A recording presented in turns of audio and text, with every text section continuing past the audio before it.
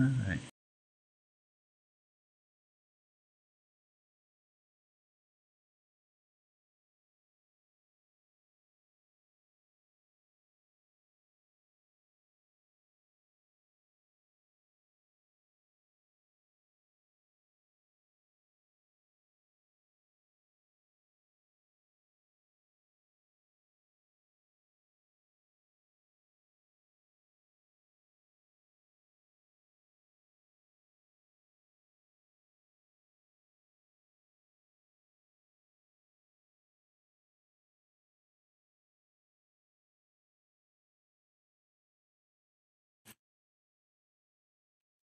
Hello, I'm Curtis Fujita, and this is Silver Sunday for Silverline Comics, where we're going to talk about our subject today is dads in comics for Father's Day. So happy Father's Day to everybody out there. I'm going to go ahead and introduce it. We got a small crew tonight. It's me and Peter Clinton. So I'm going to turn it over to Peter, and Peter, you can tell the folks a little bit about yourself. Okay. That on Silverline Fury, which hope kick-starting issue. Currently penciling Trump's issue 4, the last issue in the Trump's first volume. What else do you want to know about me? I'm a graduate of the Kew School. I live in London, England. It's very late for me. I'm tired. What else, Curtis? What else do you need to know? Does that cover it all? Well, it cut out in the beginning, but did you mention to people that you're just a penciler, or was that? Oh, I'm Did I miss just a that? penciler, yeah. I usually have a hat that says just a penciler, but it's my studio, aka spare room, has There a you go. guest in it at the moment, so I can't get in there. And that's where my suppliers are, except my laptop and my tablet. So yeah, we're in the front row, bare minimums at the moment. Excellent, excellent. Well, Peter's too humble. He's a great penciler. He's one of the excellent pencilers we have in our stable over here. So I'll introduce myself. Like I said, I'm Curtis Fujita. I'm the creative director at Silverline. I'm also the creator of the upcoming comic book Shadow Ghost. I teach martial arts, so I'm calling it the Kung Fu comic by a master. So you can keep an eye out for that. And we just had coming in the room is Quentin J. Bedwell. Quentin, if you would be so kind as to introduce yourself to the folks. Trump's inking and penciling for Silverline, and I'll pass it on. You already got the introductions done? I think we do. I think we do. So before What's we our start, subject tonight? subject tonight is dads in comics. So Okay. yeah, Dads in comics. I don't know where to go this one. All right. And before we get into it, just a couple announcements. Of course, don't forget to check out the Silverline merch store on Zazzle. Some cool stuff like this cat and mouse Silverline mug. And I don't want to dip my beverage out, but you can choose different colors. We got a lot of cool stuff there. So please check that out. And we're also sponsored by Daytona Beach Comic Con. I'm still waiting for my tickets, my flight tickets. I've not heard if they're paying for my flight over and hotel. I'm guessing not. Well, we'll see. Fingers crossed. Fingers crossed. They're great. Yeah, they can fly me over. Yeah, get the presidential suite and the whole 9 yards. The penthouse. We can't fly anywhere here yet, but it's fine. Yeah, I'm sure we'll get there. And we're also brought to you by History Camp, so please make sure to check that out. We'll have links in the description after the show. So before we start, let me just double check that there's nothing going on as far as our chat, because sometimes people want to say hi, say something. And then, we were trying to get some of the artwork up. I don't know if Quentin, if you'll have better luck, if there's anything you want to show this evening. Sure, I'm opening everything up now. That's why I'm a little bit late. I was trying to get my computer started up and everything, and then I remembered we were doing this other service. So that was another issue. So yeah, give me Okay. just a few Very good. minutes. Yeah, sure. Take your time. I'm just gonna double check here, and yep. So far, looks like everybody's celebrating Father's Day, so they might trickle in later, but we'll get to it. So, dads in comic books. I guess we can just kind of start with who are some of the most memorable characters that are fathers Norman in Osborn. comic books. Norman Osborn, who's the Yeah. the perfect model for how all fathers should be. Right. Norman, commandeering and a megalomaniac. Successful, driven. Cool gadgets. Cool Yeah. gadgets. Well, yeah, Norman Osborn. Who else? I think I suppose it's strange that the first person I thought of Reed was Richards. Norman Osborn. Reed Richards. He's a Reed good. He's Richards. probably a more. Thomas Wayne. Yeah. Does he count? He's dead. Well, he was a Yeah, father, he's okay? I suppose. You know, they have a storyline though on one of the alternate Earths that it was actually his wife and Bruce that died in the alley, and he became the vigilante. So that was yeah. I like that where he had like the red logo. yeah. He was cool. It's a pretty cool looking figure too. I don't Yeah. know if anybody collects figures here besides Peter, but yeah. Got a I few. do think- Who else? Well, Pa Kent. He's probably the perfect father example, the perfect son, perfect father example. Yeah. Definitely true. And then Jor-El, right? If Yeah, if I you're was into just Superman. thinking Jarrell, but I didn't want to name another dead character. He's dead too. I didn't want Peter to chastise me. He's dead. That's true. Oh, there's going to be loads, isn't there? But I'm struggling. Uncle Ben, technically. Yeah. Technically. Yeah, Father He's dead. figure. He's father dead. figure. Yeah, The father Dead. figure. Another dead one. Yeah. Bruce Wayne is dad now, right? Hmm. Oh, right, yeah, of course. Yeah. And Alfred, I guess you include Alfred as his. Yeah. As it goes, yeah. He's dead.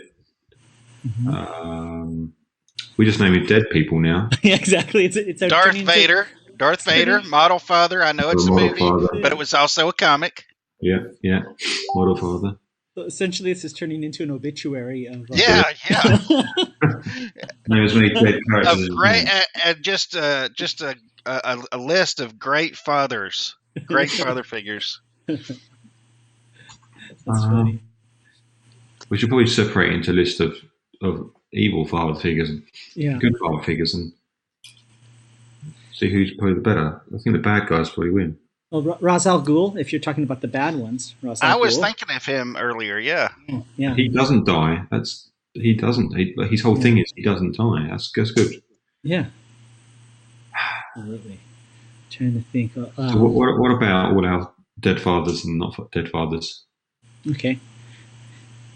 So dead ones, I would say Battling Jack Murdoch.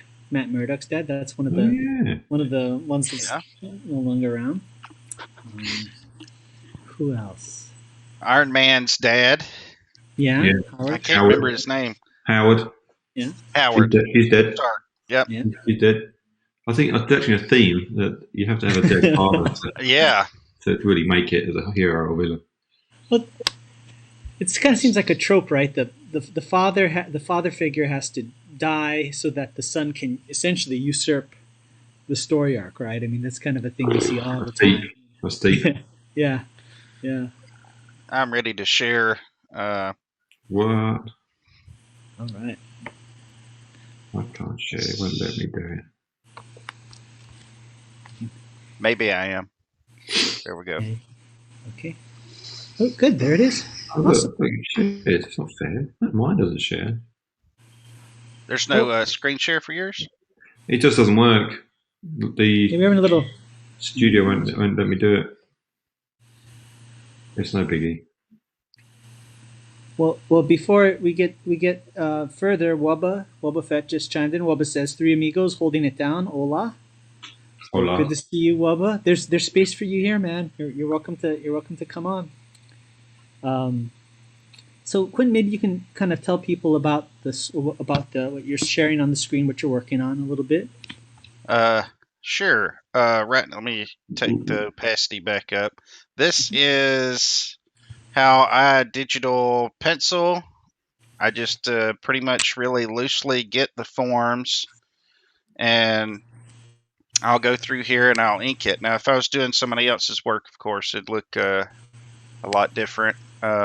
Or doing traditional, it'd look a lot different. But I do the pencils and ink because, of course, in digital you can erase your ink. So I'll go over this and do the ink, and yeah, it's coming along pretty good. If you'll notice, I've got this grayscale stuff here, and it's kind of like if I was penciling in traditional and I would be doing crosshatch lines to show, like different tones. I just use that to know where I want to put my shadows and where I want to put my different rendering lines, and shadows, tones and shadows. Yeah. So, and right here, they are going to battle. Yeah, that's what I've been drawing for days on end. It seems battles. Yeah. Well, I'm glad you got book Nice. 4 because I've these armies and stuff. It's really, Well, really interesting. I think I spent 2 days on one panel, just 2 armies fighting. Well, I saw 2 of the pages that you did with the battle scenes, and man, that was really impressive, really good. So this page is kind of like, haha, Peter, take that. Yeah. No, no, not at all, not at all. But it's a pretty epic page. There's a lot going on here. So I'll be taking the opacity down, and then I'll be starting on the inks for this evening. Nice. Ooh. I like composition wise. I love in that third panel how you threw that arm up at the diagonal to pull the eye back down, kind of let it flow down. That's great. Really nice stuff. I'm glad it worked out because it was totally unintentional. I just thought it was like, this would be cool if he was just reaching over the panel. Well, see, if you want to sell it, you say it's just storytelling of comic books is so ingrained in every fiber of your being. It just happens. Yeah, it's just part of what you do. This is what I was born to do. Exactly. Exactly. Well, back to comic book dads. So we talked about. I think we've gotten past the dead dads. So what about ones? What about ones that are still living, or in the current continuity? Cyclops. Cyclops. Yeah. Oh, doesn't he? Is it? Oh, he's alive now. Yeah, it was a period he was dead. But yeah, I don't know. I'll give you that. He's I know Try to one keep of track. the first things he did, being a father, was left. Right? Did not see that coming, but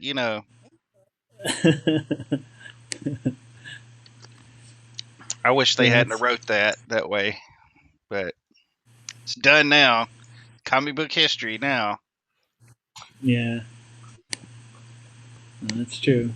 Oh, hey, I got a good one for comic book dads. What about actual fathers and sons that are creators of comic books? Right? We got the Kuberts. Yes, the Kuberts. I was thinking of. Ramirez. Yep. Yeah. Any others anybody can think of? Those are the main ones that I got. Yeah. Yeah. No, I can't think. I cannot think of any more other than that. Yeah. I think in both instances, whether it's the Kuberts or the Ramirez, the sons really did a really bang up job, kind of carving out their own niche. Yes. Yeah. Getting out from the shadow, right? Yeah, I definitely think it's interesting just how different their work is. Mm-hmm.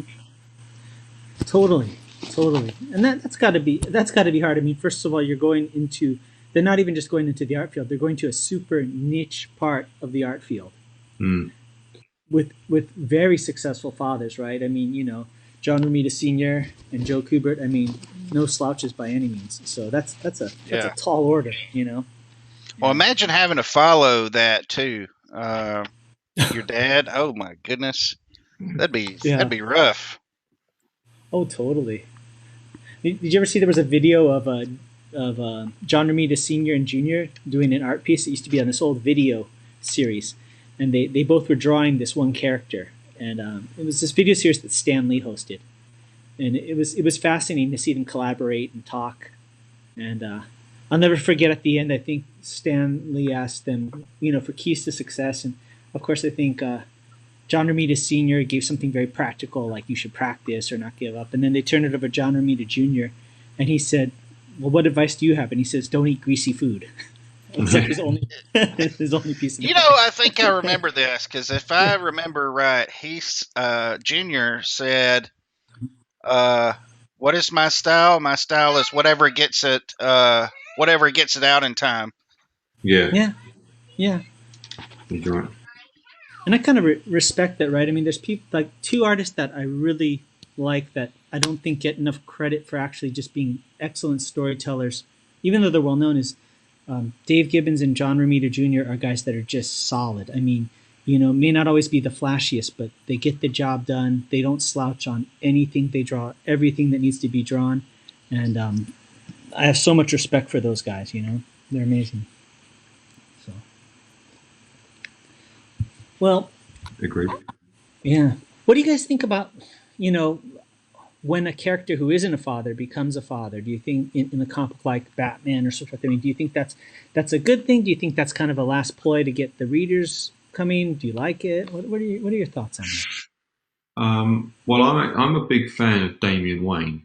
I really like him as a character. I know technically, Batman's had other sons because he adopted Dick Grayson and took on the other Robins, Tim Drake and whatever. But I think he's been a really cool addition to the Batman family. Same with, I think they've done like an alternate universe Spider-Man, haven't they, where he's got a daughter with Mary Jane. I'm trying to think. Oh, really? I wasn't aware. What that was called. But again, that storyline is cool. It's really about the daughter and her powers. I'm very hit and miss on what is going on as far as like the latest stories and stuff.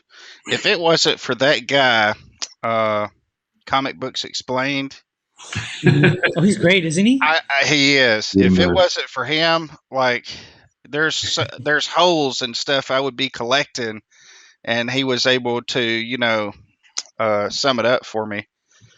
You know, you get on a title and you're just kind of on it and you don't really get to finish it, you know, it's perfect for that.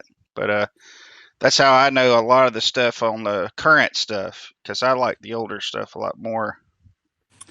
Yeah, I kind of feel like everybody has their run, right? There's that one run, 5-year run of Batman or X-Men that's kind of your iconic run, where, at least for me, where you're like completely into it.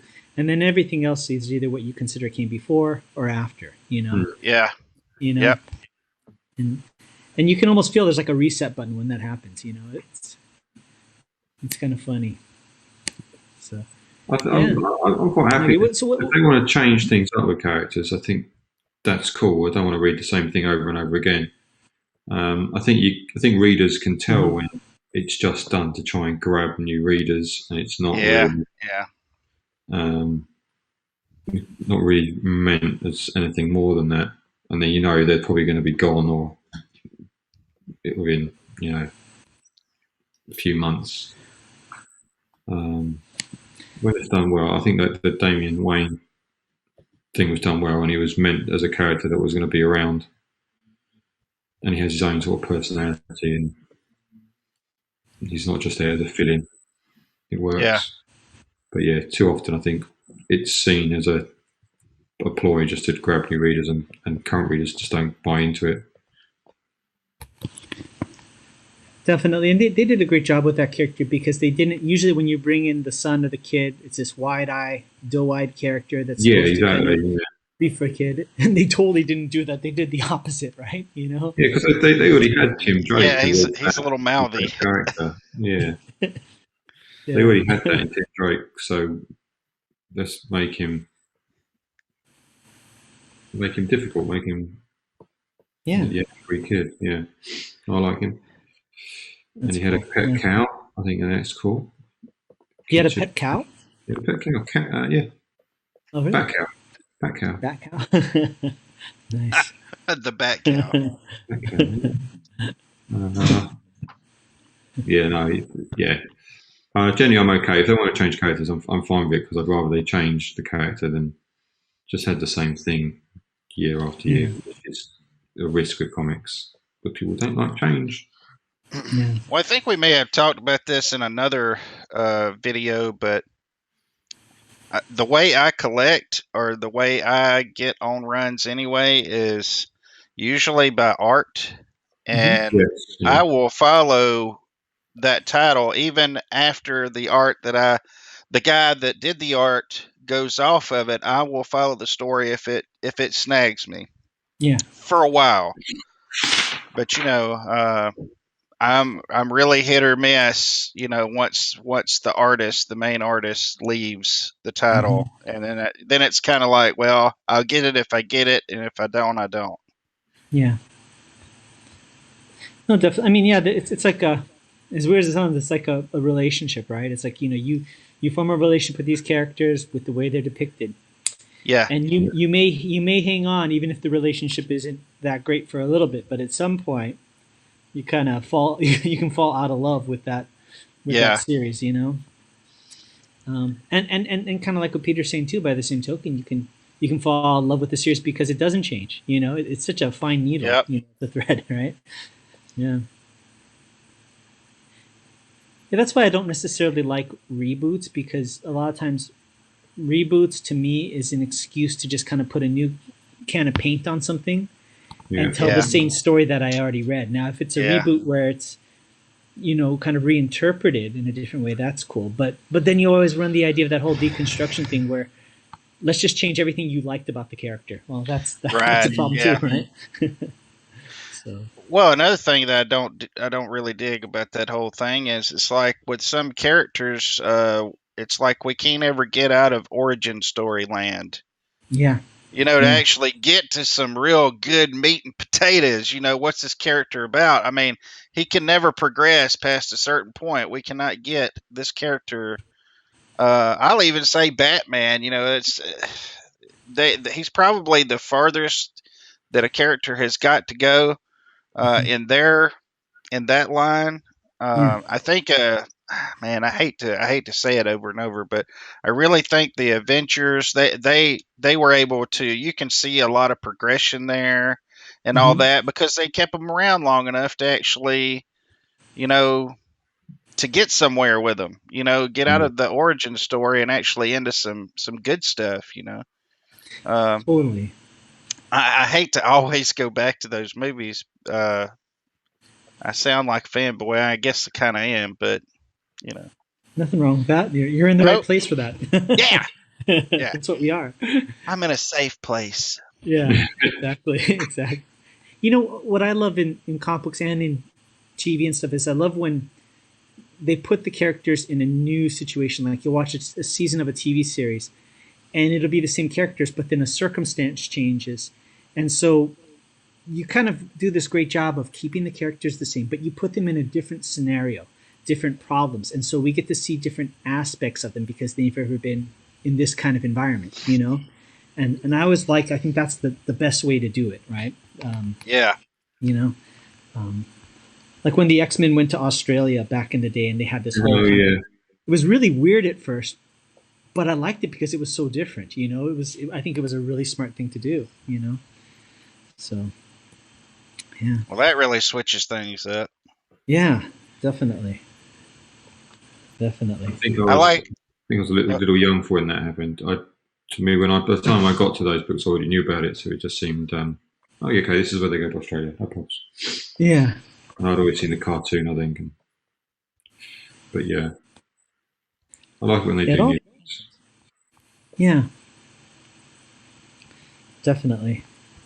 So I'm just drawing little people at the moment. Off in the distance. I can't show you. I would, but I can't. You're too little. I can't share my screen. Yeah. I really like the designs of these. I've got Quentin will know because he's working on Trumps as well. But Yeah. the costumes and stuff are really cool. And these whole cards. Sorry to get off topic. No, that's great. What's Not a at fun all. world? It's a really fun It is world. very It fun. is, yeah. It's cool. I've read the two first ones so many times. I get a little something new out of it every time I read through them. I just have to keep it here because I keep having to go back. What's that character look like? And is anyone dead I shouldn't be drawing? And what happens every time is it's because I'm going back to the material to look and see how to do something, and then I start reading, and it's like, there it is. Yep. Well, I that's a totally good didn't pick compliment. that up the first time. That's a good compliment to Roland. That Yeah. he wrote something of that kind of depth. Yeah. Well, That's let's cool. not give him a big head. Yeah. Fair enough. A little man. He's a little man, miles away. Perfect. That's funny. So did y'all do anything for Father's Day today, or? I just I did a Zoom call with my dad in Hawaii. So we did a Zoom call and phone call with my stepdad. And I sound like an old fogey, but it's just so cool to be able to do the video call and stuff like that. Oh yeah. I grew up. My parents are divorced, so I grew up without my dad really being around. We were in contact on the phone and stuff like that. But to be able to have that kind of connection and do that as an adult in this time it's awesome. I think it's great. So, how about yourself, Quentin? Did the wife make you breakfast in bed and all that good stuff? Or? The way our schedules are, I work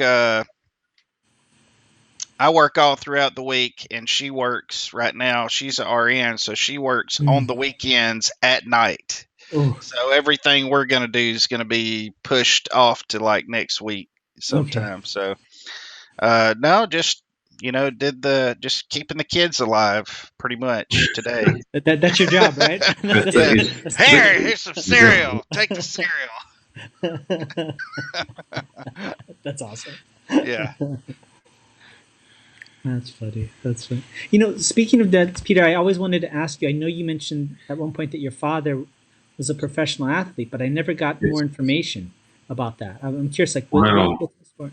It's a sport you don't have a great deal over there. Oh, yeah?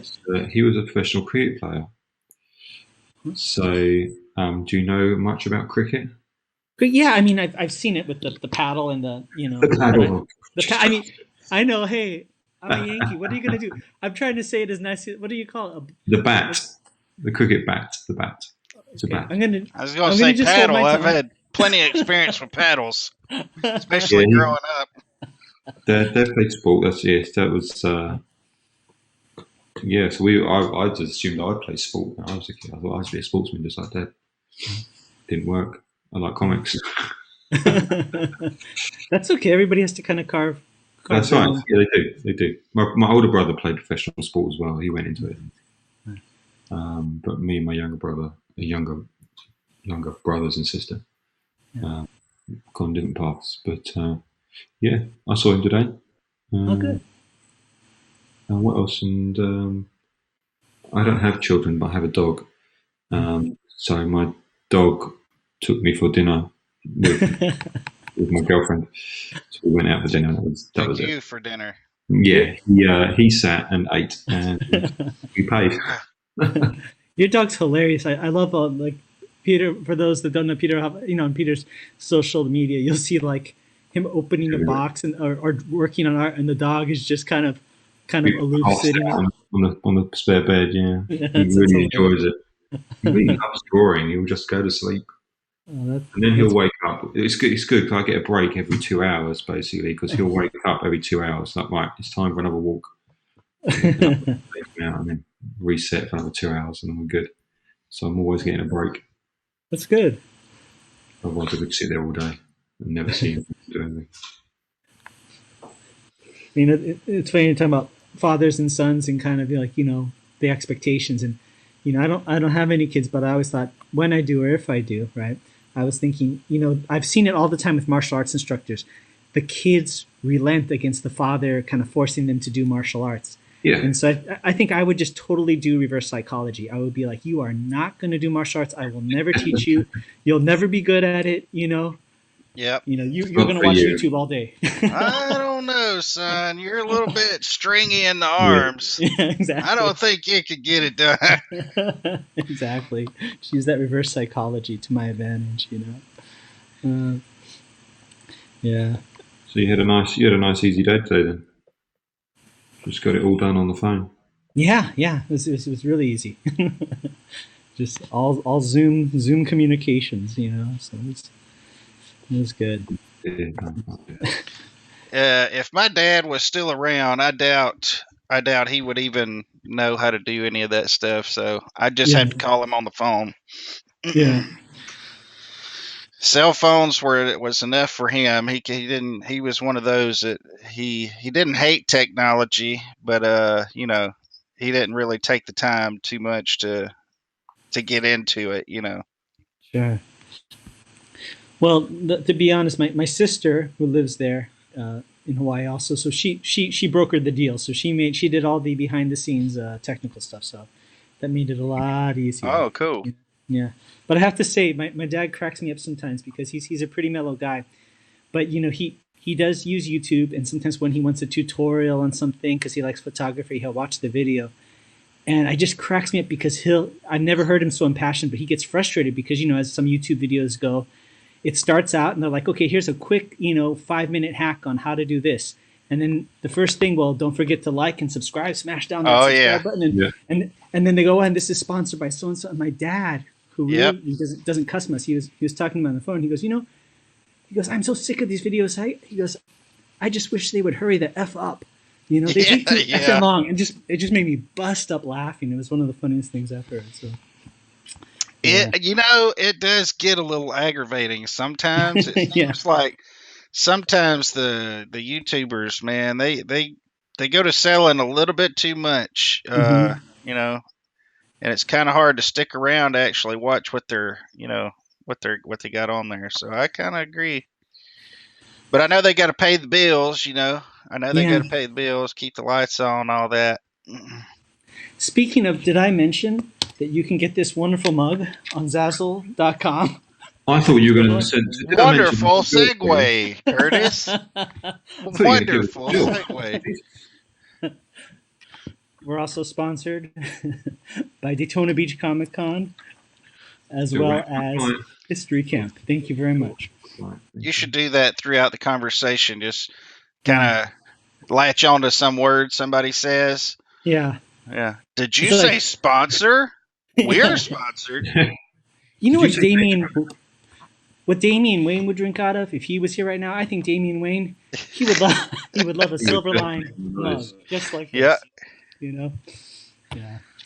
That's good. We'll have to work some of those up. Some good little segues into the sponsorships. Yeah. I used to work at a courthouse, doing clerical work. And it was just so boring, It was a criminal traffic, so we deal with hardened criminals and traffic offenders and crazy stuff. A pretty oppressive environment. So I just kind of made a competition with my coworkers that we would have a catchword for the day, something really weird, and you just try and work in and see who can work in as many times as possible during the course of the workday. Like robust. How many times can you say robust in one day? Things like that. Curtis, I didn't know they'd let prisoners do the clerk duties. Rehabilitation, isn't it? I had no idea all this time. Well, the worst thing is you'd help some criminal, right? And doing some heinous crime, and they're paying their probation fees, and then you go on your lunch break, and the waiter walks up, and it's the guy that did these horrible crimes, and you just saw him earlier. He'd be like, "Hey, it's you," and yeah, it's me. Can I have that spinach and artichoke dip with a little less battering assault on it, please? Something like that. Oh boy. Yeah, good times. But Well, yeah. yeah, Well, my Uh, wife being a nurse, she always is real careful, not to really discuss, you know, too much about her job, yeah, and because just out of respect for people. sure. So, yeah, that's something we were just talking about today, and I'm glad she does that because it gives me a lot of hope that whenever I go to the doctor, that the nurse is not going back. Yeah, we had this guy today. You wouldn't believe. Makes me feel a little better, like maybe they're not doing that, but they are. Yeah, exactly. It's my, that guy my again. my missus is a nurse here, Oh, and she every is. day I pick her up from work, and she's moaning about how someone else has come in and started screaming and shouting at her and the staff, and they're like, "We're just here to help you. We Yeah, don't book, we don't make your appointments. We just, when you get here, we take care of you." yeah. Said that every day is someone else. I was like, why can't people just be nice? It's not difficult. Agreed.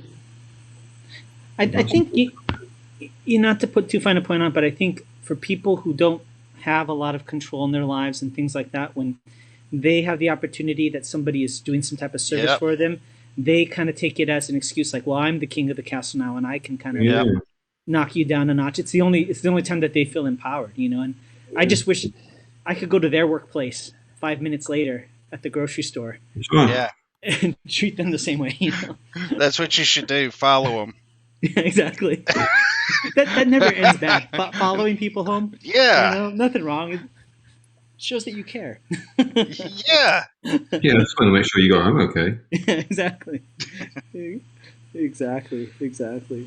That works. Well, I said it off air once, and I won't say the person's name, but when I was in when I was in art college, I was waiting to have my comic book art class. Right, I was so excited to have it, and it was at my senior year. That was the only time we could learn comic books, and I had already done a little bit of work for Malibu Comics and had done some coloring and stuff.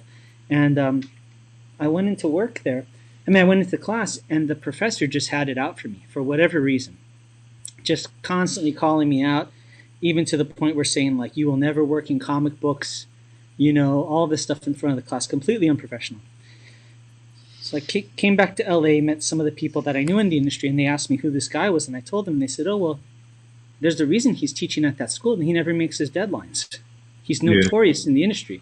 Ah, And okay, file that away. So after college, I applied for a storyboarding job. For of all things, they did like an animated reboot of the Kung Fu TV series with David Carradine. Okay. yeah. So I applied. Was told, "Hey, we like your stuff, but we hired somebody more experienced." Okay. So kept doing freelance work, and a couple months later, somebody I know that I had done freelance work for said, "Hey, contact these guys at this office. They're friends of ours. They could really use your help." So I called the number, and it's these people I interviewed with for this same animated series, and they said, "Hey, the guy that we hired didn't work out. He just couldn't meet his deadlines." So I said, "Okay." I said, "Come on in. We'll have you pick up a couple episodes." So I walked in, and as I'm going over things with the art director, in walks my college comic book art professor, Yeah. and as so unprofessional. Awkward. Yeah, he literally looks at the art director, and he looks at me and he goes, "What the hell are you doing here?" And the art director says, "Oh, Curtis is here to pick up the work that you couldn't finish." Oh, And it was like, man. yeah, it was like the sweetest revenge because I didn't get my hands dirty. I didn't do anything but my job. And every now and then life gives you one of those moments, right? Not often, Yep. but Not once in a great while, you gotta cherish that. Yeah, don't ever wait for those to happen. No, But when they almost do, never it is sweet. Oh, absolutely. Absolutely. So yeah, it definitely comes around sometimes. So, could Thanos be considered a comic book father? Of course. Yeah. Yeah, Comic book stepfather though, right? Or Oh, he doesn't have great. any. yeah. Yeah, I Yep. could say that. I could say that. He's still alive. Yeah. Fair enough. He's still alive. He Yeah. is in love with death. Yeah, exactly. Still alive, still And alive. she's kind of given him the the ability of not being able to die, right? Because she really doesn't want to have anything to do with him. Yeah. This guy just keeps calling me. I can't get him to stop. What do you guys think about? I mean, I think it was great, the adaptation, but do you think they could have, should have, would have been able to adapt, the Infinity Saga if they had that death aspect where death was that entity that he wanted to court? Yeah, I don't think it would have been as good though. I think the whole Infinity film was about giving him the reason for what he was doing. I think that the reason was very clever. The whole resources, the whole half the universe. That was more believable than I love death. I've just got to devote all these deaths to her. Yeah, I think it could have worked. I think it works fine in comics, but I think what they did in the film was clever. I don't know what, and I haven't thought about it. What they could have done, but I think they could have came up with a better motive than even that. But that's just me. I mean, it was not bad. It was not terrible. But if they weren't going to go by the source material, which is the norm, that's fine. I know that's what they're going to do. I think they could have came up with something a little better, but that's just me, Yeah, I kind of felt like, I thought somebody said something funny. I said, well, if he has the Infinity Gauntlet, couldn't he just produce like twice as much food for everybody and resources? Exactly. Where's the fun in that? I know, exactly. Yeah. Exactly. But still, I enjoy. There was a really. I heard that the Russo brothers had produced this TV series called was it Slugfest, I think, or something along those lines. It was about behind the scenes stuff about the comic book industry, and it was going to be on that show called that app called Quibi. I don't know if you guys are familiar with that. Yes. Yeah, and supposedly they did one on the death and return of Superman, and they have reenactments of everything. And it was supposed to come up, but it got sidelined when the app got sidelined. But I'd be very curious to see that. I think that sounds like a really cool series. So, yeah. So, well, it's kind of funny you said Lady Death because we do have Roland had mentioned that he gave us 2 topics actually. So the first topic, I wasn't too sure if we get through it, but the bonus round would be death in comics. Okay, so I think it's fortuitous we got onto that. So let's talk. We talked about working up segues. Yeah, exactly. Speaking of death. Yeah, speaking of death. So, death in comic books. What are some of the most memorable deaths that occurred in comic books? Would you guys say? There's so many. I remember thinking for years Barry Allen was dead. Yeah. Barry's death in Infinite Crisis and Superman's death. Uncle Ben's death is probably or Gwen Stacy's probably the one of those famous.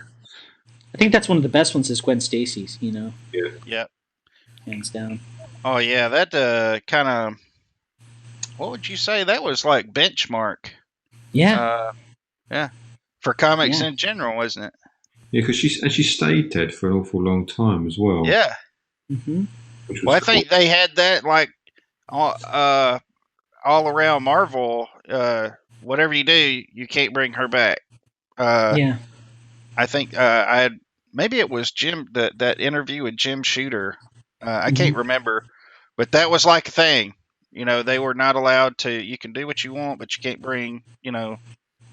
It's funny though how some characters, they get brought back like all the time, and then other ones, sorry, you weren't popular enough. Definitely, yeah, and it's a hard thing, right? It's like, but I do believe that in comic books, if you kill the character, generally speaking, it's better to keep it that way. There was one thing that Malibu Comics did back in the day that I thought was so cool, and Robert Kirkman kind of picked up on it a little bit. Was we had this series called The Exiles, and it was actually, if I understand correctly, it was created prior to the invention of the Ultraverse. And when they did the Ultraverse comic books, they kind of pulled this group of superheroes into the Ultraverse because they already had, I think, the first issue done. And in maybe issue 4 they killed off the entire team, like the entire team, Wow. and they didn't let anybody know, including the retailers. So they actually, I think, solicited for issue 5, like it was going to come out, and then which pissed off all the retailers. Boy. But then everybody was reading issue 4, and then just everybody dies. Man. And then they're like, People did. sorry folks, series canceled. And it just was like, just blew everybody away. I thought that was really clever, you know. Retailers probably didn't like that. Kind of like Secret Wars, where Doom. I mean, that's just hilarious. That whole thing, you know, Yeah. how he killed off everybody, and then that's where I wasn't so down with the ending of that whole thing. You know, just that I thought it was really funny and cool that he did what he did, but bringing them back the way they did, that was a little weird. I don't really want to get too deeply into it, but it was funny. You should go read it. If you haven't read it, if you don't know what happens, it's hilarious. Because I will say this, they're all around the table, and Doom is being nice. He's all powerful. He has all the power in the universe from the Beholders. Mm-hmm. And Beyonder, sorry, not Beholder. Beyonder, yeah. That's D&D, yeah. So they're all around the table, and they're discussing, well, should we attack him? I mean, because obviously, you know, he's just like a ticking time bomb with all this power, you know, and you know, the only one that's really on the fence is Colossus. Uh-huh. And then he's like, you know, I don't know, you know, I just don't know if we could. And Captain America's like, well, you know, he could be listening to this whole thing right now, and as soon as you vote yes, I mean, he could probably just destroy us all. Sure enough, when Colossus votes, boom, everybody dead. It's so funny.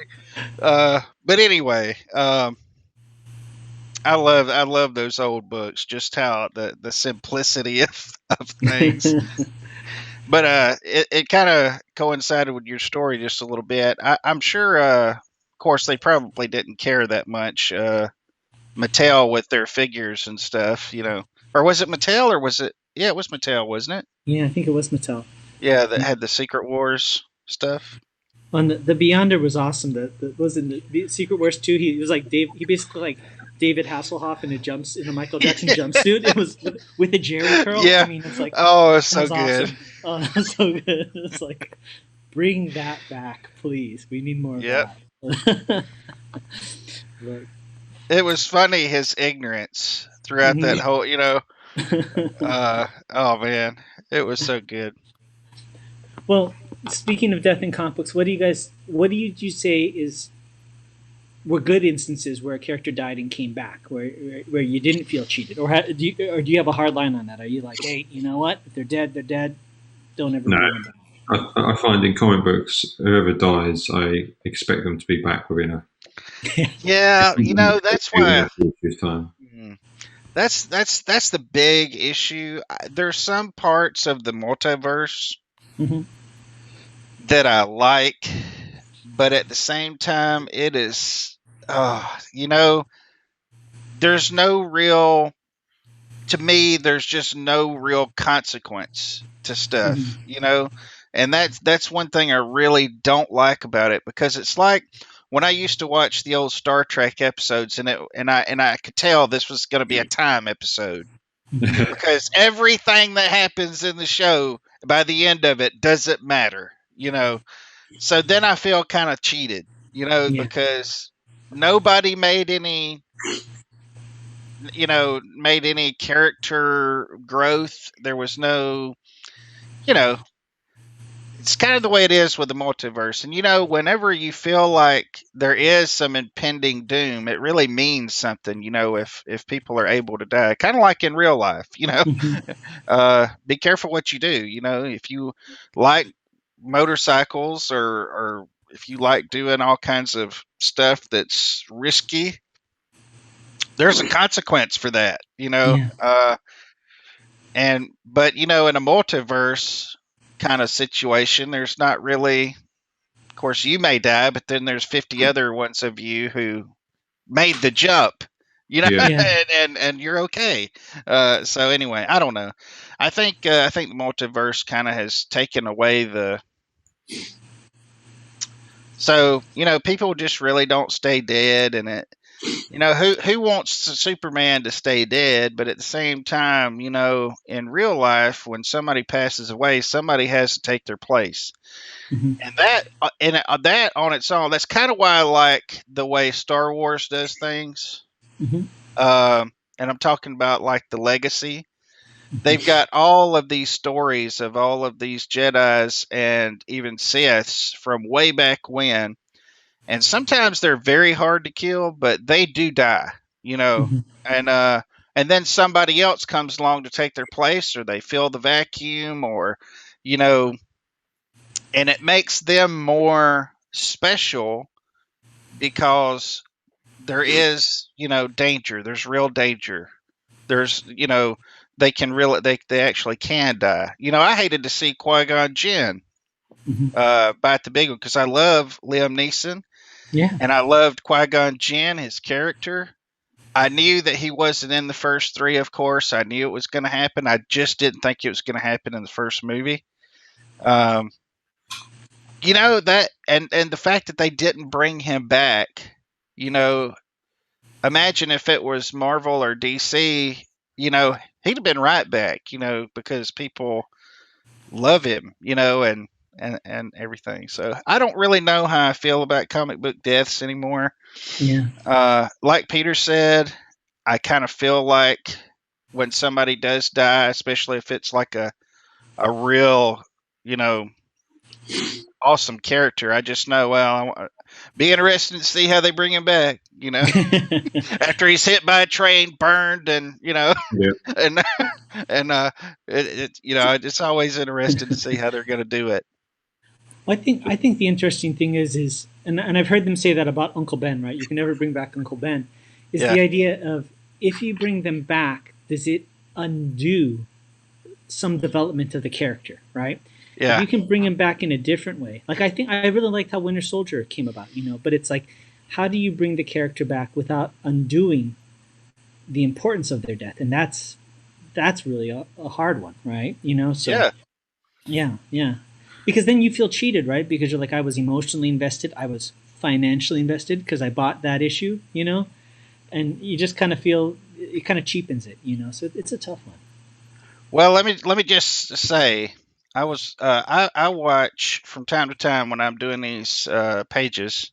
I Mhm. watch NCIS, Okay. and I was in like I hope it's not a spoiler for somebody. It's been I'm in the third season. I was so if you haven't seen the third season, I'm sorry, but there's a character. I'll just say this: there's a character on there that I really really liked,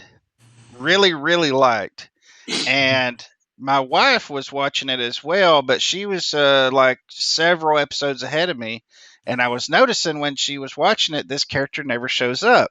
So naturally, spoiler alert, I'm thinking, well, something happens. Maybe she goes to a different, place or something. Well, she went to a different place from a headshot, and that character Really? is gone. That character was gone. Like Wow. zippity doo dah, everything's good, and all of a sudden she gets sniped off the top of a building. I mean, right between the eyes. She's gone, Wow. and I'm like drawing at the time this happened. Wait a minute, and I ran it back. Sure enough, she got killed. And let me Wow. tell you, yeah, it was crazy. Now, see that right there? That got me because that Yeah. was one of my favorite characters. And NCIS, there's no multiverse. She's not coming back. No NCIS. She's not coming back. Yeah, she's not coming back. And yeah, that really, that is what the whole thing of death should be about, is the finality of it. That's the whole point of it. But you cheapen it whenever you just, Yeah. And if you do have to bring somebody back, do it like Barry Allen. Make it 10 years later. Make it, yeah, you'll get Superman back, but, you'll have, you'll be older by the time he comes back, Yeah. That should mean something, shouldn't it? It should There should be a purpose, not just a ratings grab. Yeah, I mean, if it's not, then who cares? You Yeah. know, oh, he's dead again. No, definitely. You know, there's this kind of whole thing about, you know, they say it either rightfully or just to justify things. They'll say, oh, well, I'm taking this franchise and I'm subverting expectations, right? Is the big word. I'm changing everything so that I surprise you. Usually it kind of lends an air of an excuse for people not being satisfied, right? But I Yeah, was talking to one of my friends. I said, you know, it'd be fun to just do something where you subvert expectations in a funny way. Like, you know how there's always an exposition dump in a story where there's a big battling robots, and then there's always the character that walks into the lab and says, "Tell me about it," and then they explain. You know, the scientists will explain. You know, oh well, in the year 2055, an asteroid hit the planet, and we used the minerals. And I would love to see a movie where something like that is set up and he starts explaining. He goes, yeah, you know, I don't really feel like explaining it to you, and they just move on, you know, with the story. You know? long Like they never story, explain- long story. yeah, like it's not meant for you, and just kind of moves on with the story, you know. Yeah. So, yeah. No, I'd say, well, But- I mean, we didn't. Oh, go ahead. I was just gonna say, you know, that's another problem that I see is there's a lot of explaining of stuff sometimes, you know, and to me, you know, if I was a person in that situation, which I'm not, it's fiction, you know, but we don't have to know why everything happens. We don't Yeah. have to know the backstory, the origin story. If it was me in that situation, I would be like, "Oh my goodness, these aliens are attacking." I'm not, you know, I'm not thinking where did they come from. I'm thinking, how can I save myself? Let me find a room to lock myself in where they can't get to me. You know, we don't have to know the whole backstory of everything. You know, and Yeah. they investigate stuff down and figure out, well, this is where they came from. You know, well, now we know where they came from. Now, how do we live? You know, it's that's. I think sometimes people just explain stuff a little too much. You I know? agree. You know, I see in the chat here, Stephen Brown just wanted to say hi. Hey, Stephen, nice to see you. Stephen. And I hope he doesn't mind mentioning. I think I see our good friend Alex Saviak is watching. So hey, good All to right. see you. Yeah, it was great to see you on the show that one time. We had such a great time. Alex is one of the all-time great comic book artists of all time, and a phenomenal run on Spider-Man. So Yeah. great artist. Our hats off to you. You know. Yes, and sir. either one of you feel free to chime in if you have anything to add. One of the comic book deaths that we didn't talk about, I thought was one of the most major ones, was Jean Grey, right? It was the death of Phoenix. Oh, yeah. That's right. Yeah. I loved watching those interviews with Jim Shooter and Chris Claremont. I don't know if you guys have seen, there's a documentary called Chris Claremont's Action. Yes. It's great. Yeah. It's really good. And just to hear the arguments that they had about that, you know, is hilarious, you know.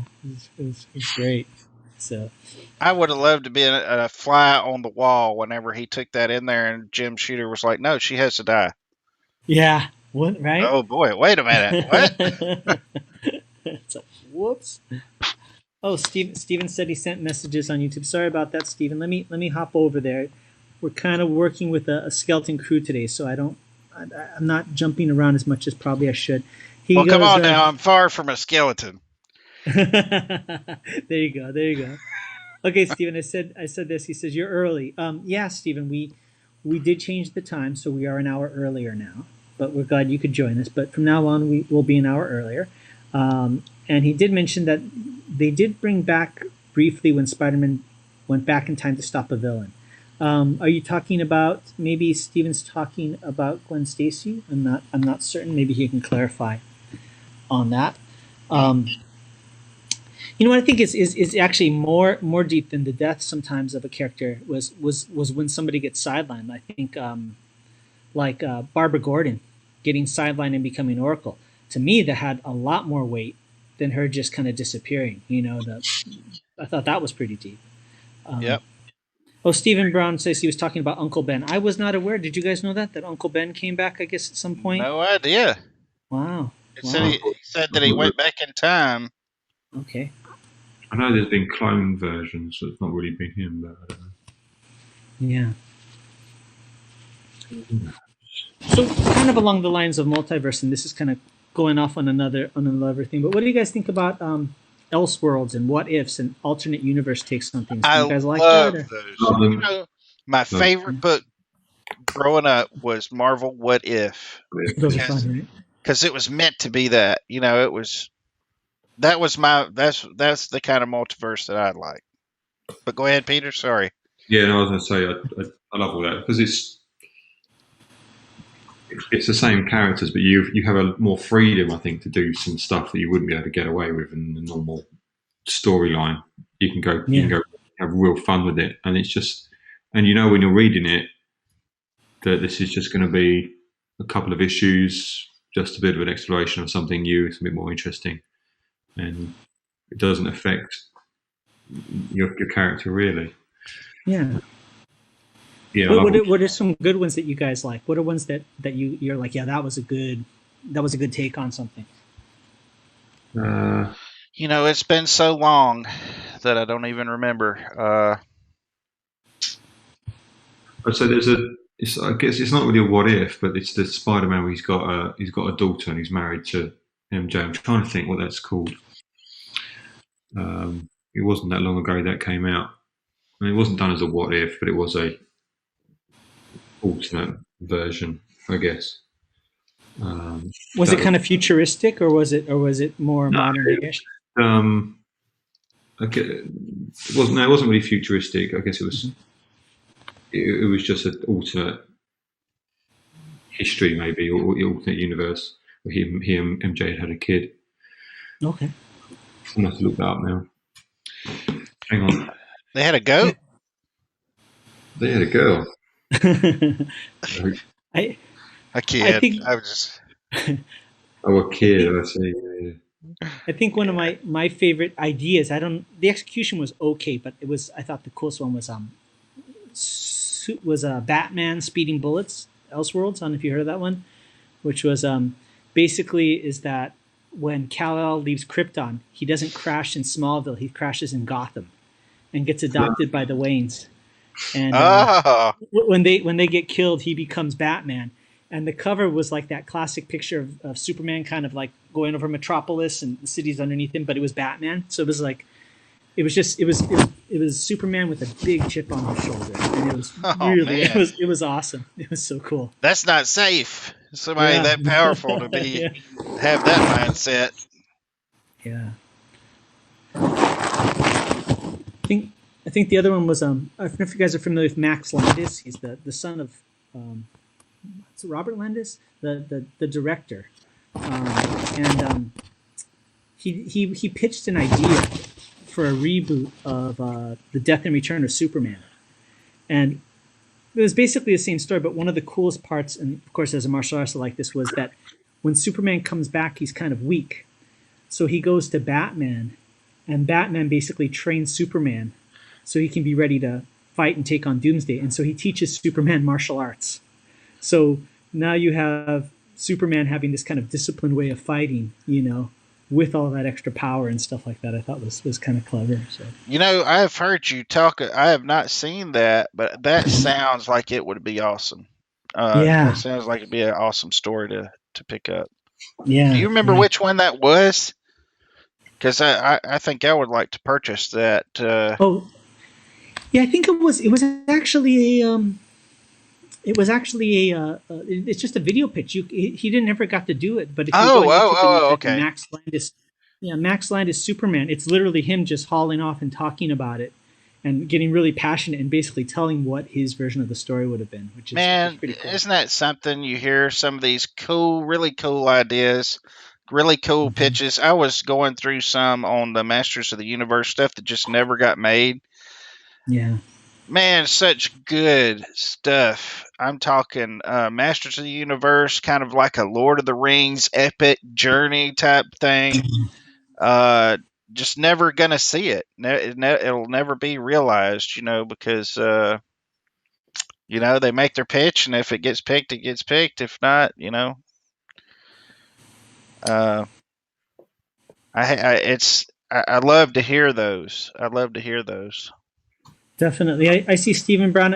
I did jump back to YouTube, so I saw Stephen Brown's commenting. He said, as far as the Uncle Ben thing, he said they left the main story of Uncle Ben be, and when they wanted to have him in a story, they can add it with time travel.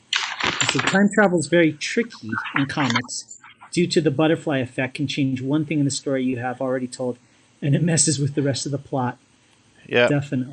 Definitely. I agree. That's a sticky subject, You were talking about He-Man. I had some friends that worked on not the current Masters of the Universe cartoon, but there was kind of a reboot in the early 2000s.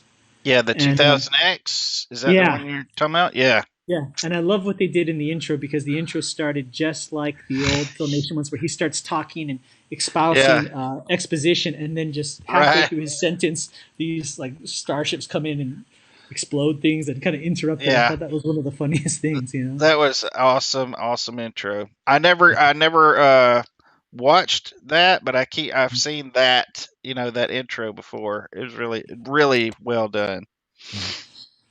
One of the Elseworlds things that I would like to see, and I mentioned it once at a panel. It was there used to be this company called Space Goat, and the publisher Dave Ulbrich, I know from back in the Malibu days, and he was doing the Army of Darkness Evil Dead comic book, and Boom Studios, run by Ross Ritchie, who's also a former Malibu person, had the rights to Big Trouble in Little China, and I've always wanted to see a crossover between Big Trouble in Little China and Army of Darkness, where Lopan gets the that's perfect.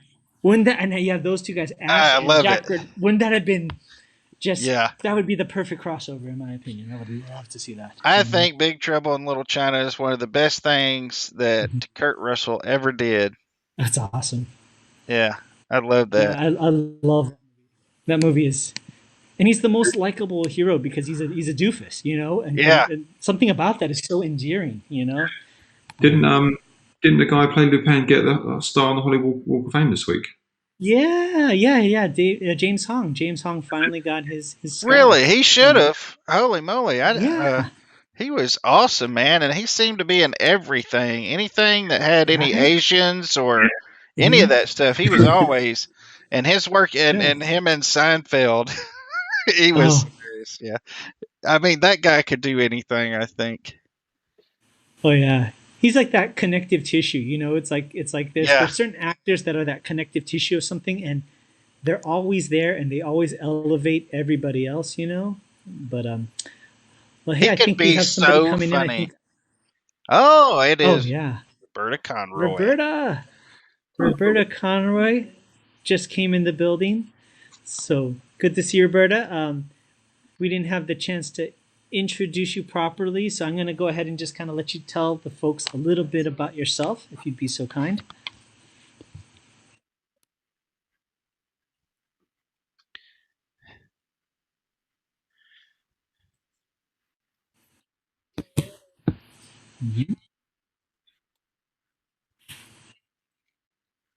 Oh, yeah.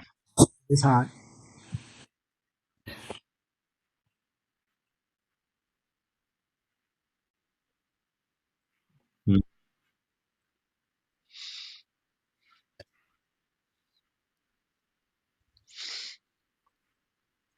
Excellent.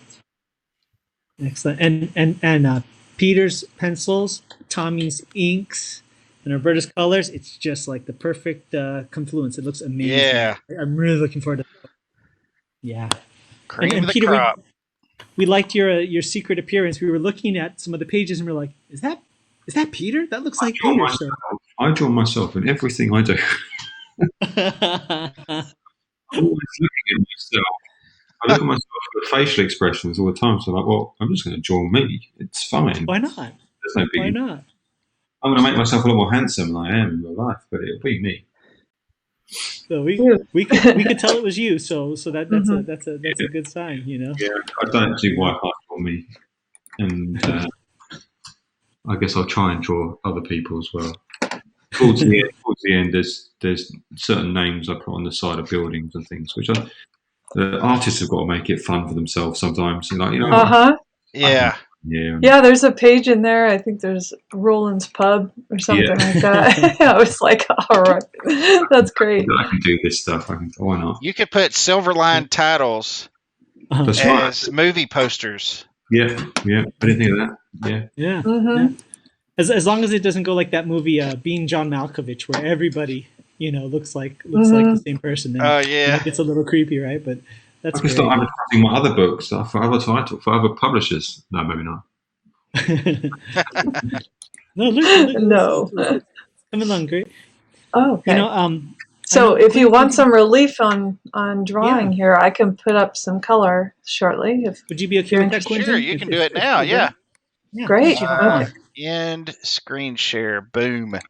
Nice. Okay. And I need to take just a slight little break as well. Sure. Excellent. I excellent. think I'll pull my file locally so that it runs faster. Always have that little bit of a lag if I have it online. Mhm. Stephen Brown commented something to the case of lie, bring back a already dead character. Okay, oh that's nice. I think what he's saying is what character would you bring back? Because we're talking about death in comic books. What character that's dead would you want to bring back? And maybe even let's go one step further. Any ideas of how you'd bring them back? So that's a good question. Good thought. It is a good question because one, because most dead characters get brought back eventually. Mhm. And ones that stay dead, I thought you like them because they've stayed dead. I like that they haven't brought that character back. It means their death then means something more. Yeah. Who has stayed? Obviously, Uncle Ben and Gwen Stacy, sort of, although they've come back as clones and stuff. I wouldn't want to bring them back. I think I like them that they're dead. Their death has more impact with them not just coming back every few months. Mhm. Well, again, subverting expectations. Maybe you bring back Uncle Ben for one panel and then he gets killed again. That would really. that would come very on. much subvert expectations. That's just Give me a mean. break.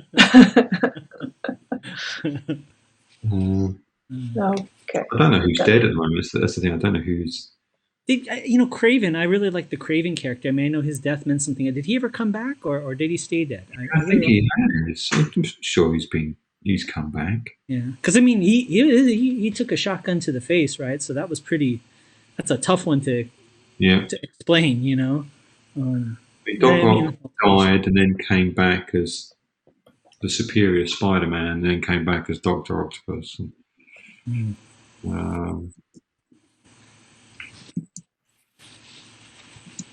I always think it's funny. Sometimes they'll bring back an incidental character that died and bring them back. Like the whole Ben Reilly thing in Spider-Man. I mean, it's like, that was kind of, that's a little too deep of a cut sometimes when you take a character that wasn't super, super significant and bring them back. I mean, I don't know if that's a good idea. I know the Clone Saga wasn't well received, but I really like the character of Kane. Yeah. The disfigured clone. The Abomination. They probably have brought him back. I just haven't noticed. Yeah. He's probably lurking around the corners of the universe somewhere. All right. Yeah. But all right. I got a page up. There we go. I'm just starting here. That page. You remember that? Yeah, I remember drawing that for hours. That looks like there's a lot of party people to do here. Yeah. I love it. It's fun. So it's a splash page from Champion Miss Fury. And there's, I'd say, these brand new tech outfits. So nobody's seen these outfits before. Hopefully they know how to use them. No. But it looks like they're doing pretty good. I remember when you were doing the thumbnails for this way back in the day, Pete. Yeah, right. I remember that. I was drawing my naked people. That's right. Let's just do an issue where it's just naked bodies. Oh, that's fine. Yep. That's when, as a joke, on that second panel, he drew the underpants and the guys. That's right. Because the way of structure of thing, I draw all them through naked, basically, and I have to dress them on top. Right. Turned out great. I like it. Yeah, it looks really great. Yeah. I like the points of view. Yeah. Really cool. That's very cool. Now, Roberta, I kind of noticed in a really good way, but you definitely kind of pick like a color family and a kind of a color theme. to the Mhm. pages, or at least it appears to be. Is that something that kind of consciously you're doing like right off the bat, or is it just something you're kind of Yeah. feeling your way through? How does that come? Well, it's deliberate, but because I don't always get all the pages in order, sometimes I make some changes going along. But I like to have a palette according to the drama and according to the lighting that inspires me. So sometimes it's just because I happen to like the style behind it, but you can do so many different ranges of color choices. So I think I wanted it to be heavy in the scene because these characters are very dark and they also have a lot of color to them. So I wanted a little bit more, like I don't want a boring cityscape, but I want it to be a little bit more uniform so that they stand out. Yeah. Totally. Yeah. Now, real quick, Aaron Humphreys just joined us. So, Aaron, What? Hey, Mr. Aaron. yay. not today. We're using this for right now. I don't know what the end game is, to be honest, but this is what we're doing today. So, yeah. Yeah. Yeah.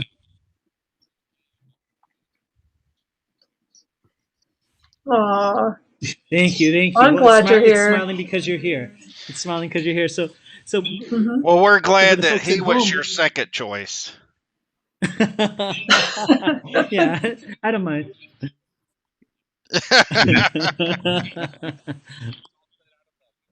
Yeah.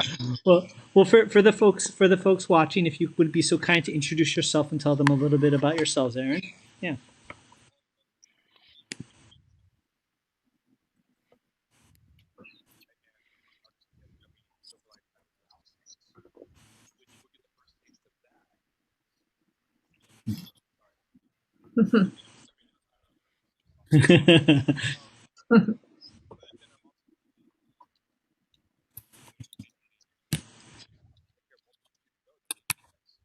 Oh, nice. And the creator of Oh, the my web Goblins series, comic. Slave. Oh. Yeah, on which you can find on Webtoons, and then you can buy on my store and various other places. So There you go. I think my store. I'm not sure. I think he posts I think in the YouTube video. I think he posts links to my store and everyone else's places too. I think it's down there. So Definitely. Excellent. Well, I don't know if you guys saw, but the subject, maybe you could get your folks' take on it. The subject is, we went over two things. First thing was dads in comic books, and now we moved on to death in comics. So, but before we go too far into it, Stephen Brown just said something. He said he was saying, bring back a dead character can be tricky due to a death in a story is supposed to mean something. The only way I think is if it was already planned. Yeah, no, that's true. That's true. yeah, I kind of misunderstood what he was saying, but I think it kind of led to a good subject, which is pick a character that's already dead in the comic book that you actually would want to bring back if you have any thoughts, and maybe if you have thoughts, how would they come back? like a character that's died. I mean, I think hasn't every character, at least the superhero comic, come back at one time or another. Well, that's what I I'm mean, saying. even Jason Todd came back, isn't he? Like the red. He's Red Hood. Yeah. Yeah. Which So- I kind of like Red Hood, so which is I think it's a cool. I think he's a cool character. I mean, I'm trying to think of any character in the comics that has stayed dead. Yeah. No, not really. I can think Not of. really. Nobody of note, right? They all come back if they're. I know Chris Claremont was not happy when they brought Jean Grey back. I know he Yeah. wanted her to stay dead because he's like, well, you're just destroying the entire impact of that story if you bring her back. And but of course, he had no control over that, so back she came. Yeah. Other comic books, that's more permanent.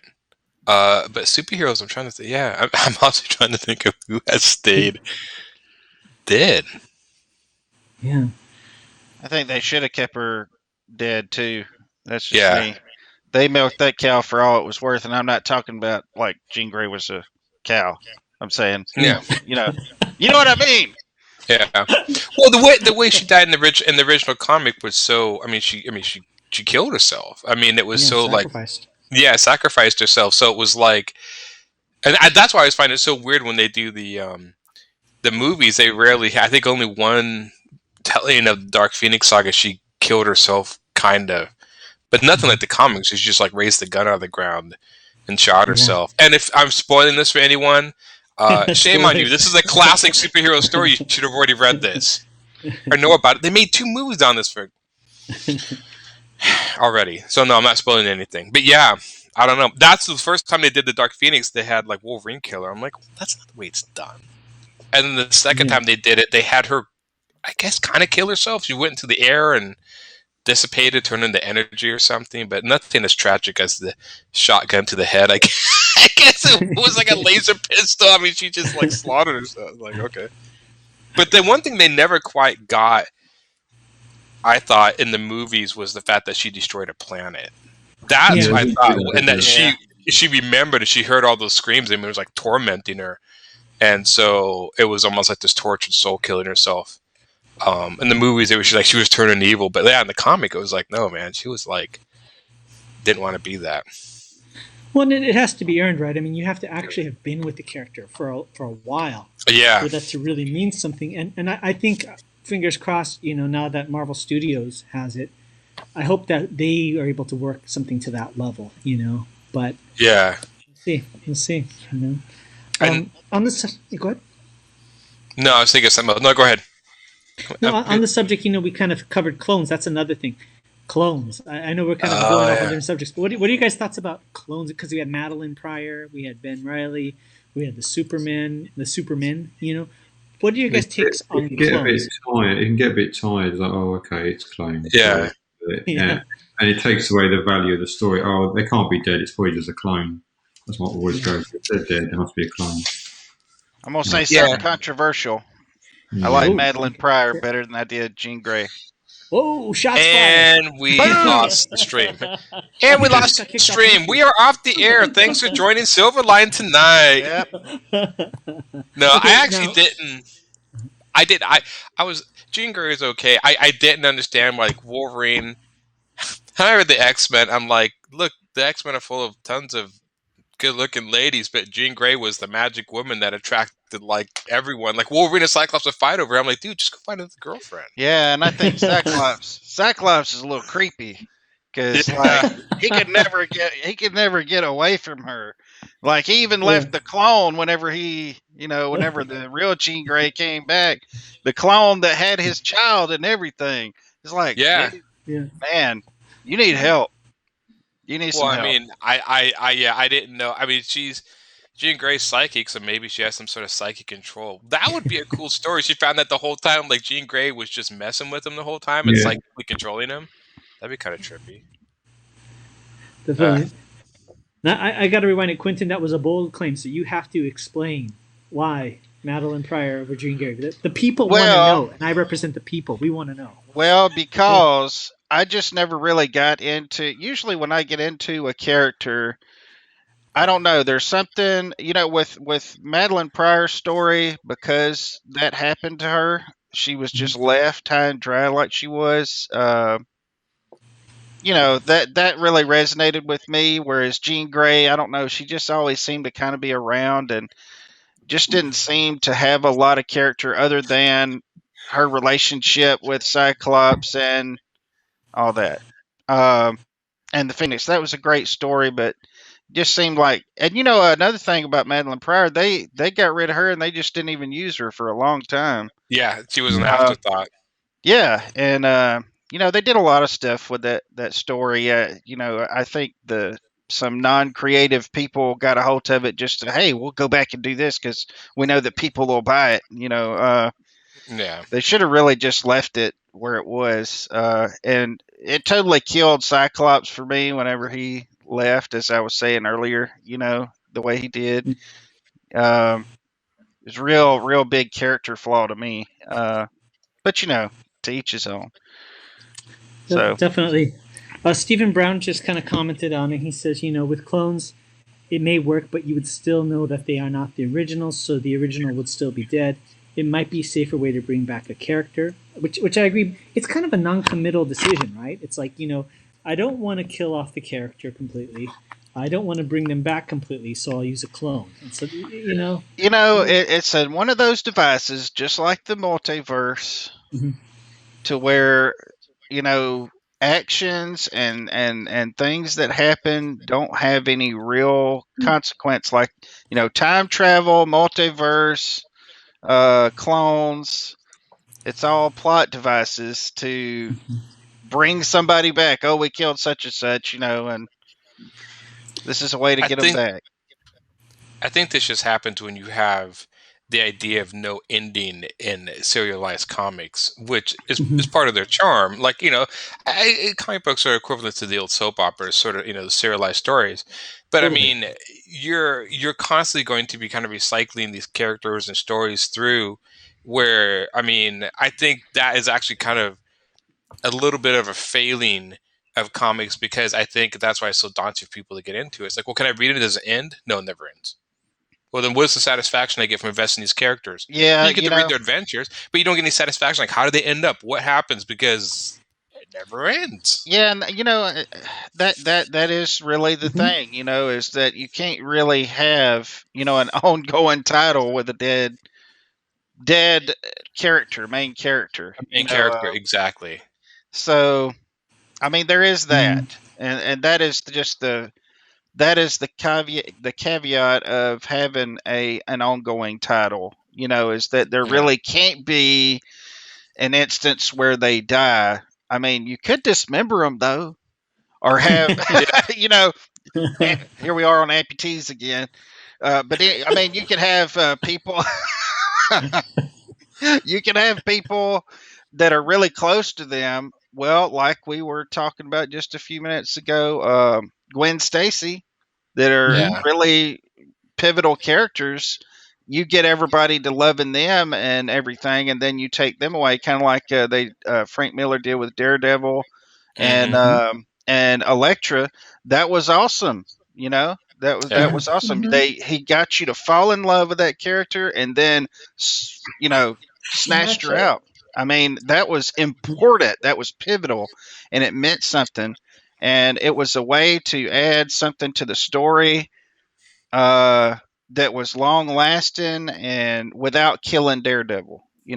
Well, and you could see it coming. It wasn't just for shock value. You could see when she died everything that led up to that. It paid off. Yeah.